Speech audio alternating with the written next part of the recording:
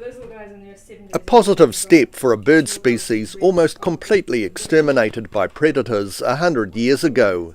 These kakapo chicks being hand-reared at Dunedin Wildlife Hospital. This year has seen kakapo living on offshore islands starting breeding much earlier than usual. The Department of Conservation have used the opportunity to take the first round of hatched chicks away from mothers and encourage the adults to remate. The goal is normally to get chicks or eggs back into nests, but what they've done this year is they've taken all the eggs and actually shut the nests down. And the hope is that the mothers will then go and find a boy again and mate again and lay more eggs. And it's worked. It's happening. They're a double clutching. These little kakapo are also on their way to becoming TV celebrities, with Dunedin-based wildlife documentary company NHNZ filming a 5-part documentary series about the facility.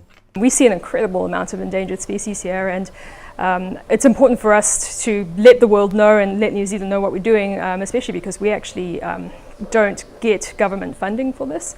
While she's been working with kakapo recovery since 2009, hand-rearing 5 chicks is not a task to take on lightly. You know, I've worked with them for so long, they trust me. I spent 6 months working with them during the 2016 season, sort of overseeing a lot of the hand rearing and making sure that the chicks stayed healthy. So they trusted that I would, do a good job with their chicks, so no pressure. But the chicks are kept in an incubator and need to be fed regularly, which means someone needs to be at the hospital at all times.